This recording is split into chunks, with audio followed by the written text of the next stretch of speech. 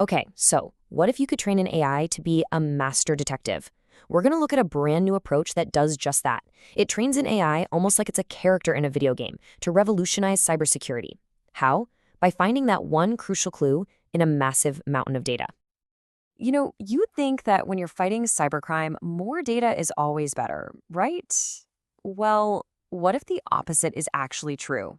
In cybersecurity, having too much data isn't just a headache, it can be downright dangerous. So let's dig into why that is. And that leads us perfectly into our first section, where we're going to unpack this exact problem, cybersecurity's data overload.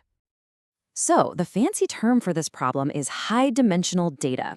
But don't worry about that. All it really means is our security systems are looking at a digital crime scene with thousands, maybe even millions, of potential clues or features. I mean, think about it. Every single bit of network traffic, every little permission an app asks for, it's just an absolutely overwhelming amount of information. So what's the big deal? Well, for one, trying to process all that data makes our security models super slow and really expensive to run. But even worse, most of it is just noise. It confuses the AI, and its accuracy actually goes down.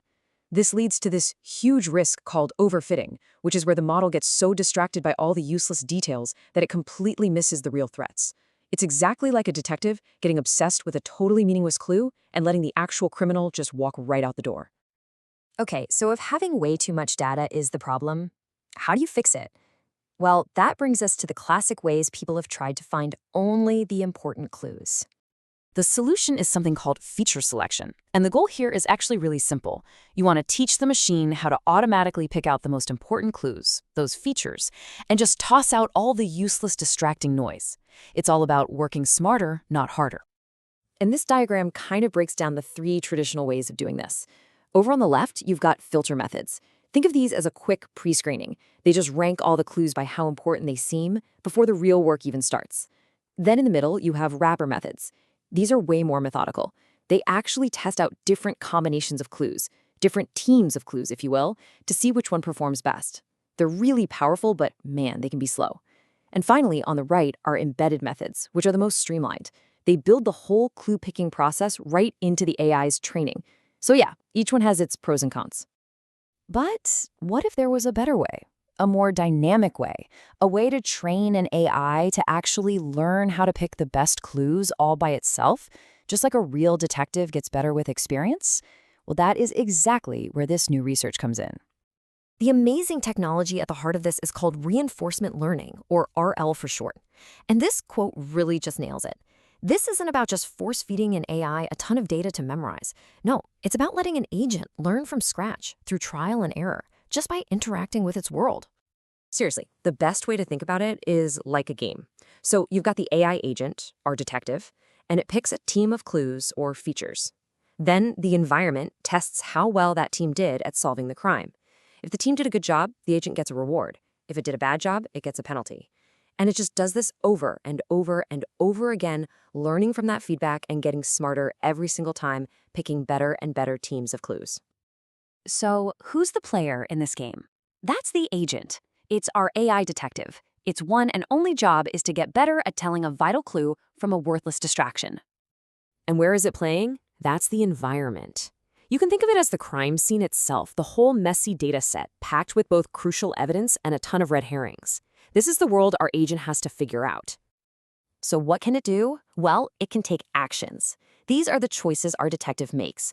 Should I add this piece of data to my list? Should I get rid of that one?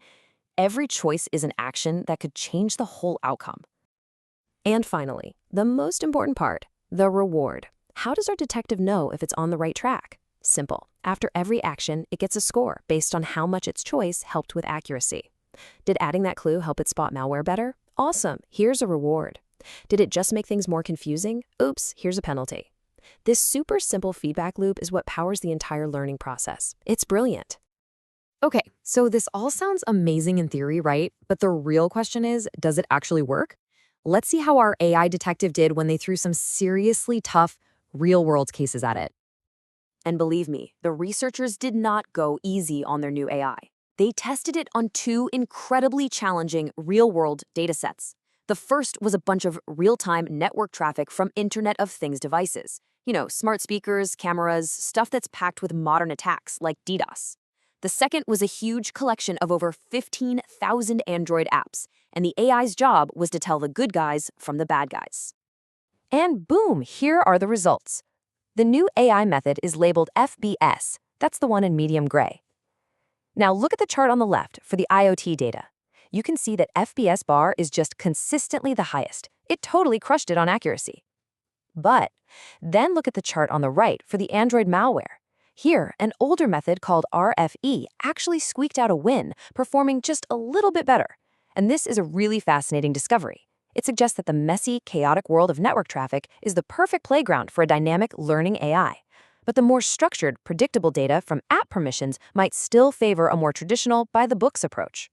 But let's not lose sight of that IoT performance. Let's just zero in on that number. The new method hit an absolutely staggering 99.48% accuracy. To put that in perspective, that is almost perfect detection in a super messy, super complex, real-world environment. That's incredible. So this table just lays it all out, a clear head-to-head. For that IoT data, our new method, FBS, hits that mind-blowing 99.48%. But yeah, on the Android data, the older RFE method did just barely beat it. So, while it wasn't a total clean sweep, it's still an absolutely fantastic performance for our new AI detective, proving it's a serious top contender. All right, so what does this all mean for the big picture? Where does this leave us for the future of smart security? Honestly, the takeaway here is huge. This reinforcement learning approach basically automates one of the absolute hardest jobs in cybersecurity AI. It gives us models that aren't just more accurate, they're also way faster and cheaper to run because they're not bogged down by useless data. But the real game changer is that these systems learn. That means they have the potential to adapt all on their own as brand new, never-before-seen threats pop up. And that leads us with one last, pretty powerful question. We're moving past an era of just programming AI with a fixed set of rules. We're now building systems that can genuinely learn and adapt by themselves. So you have to wonder, could this kind of self-learning AI become our ultimate defense against whatever new cyber threats are coming our way? Now that is something to think about.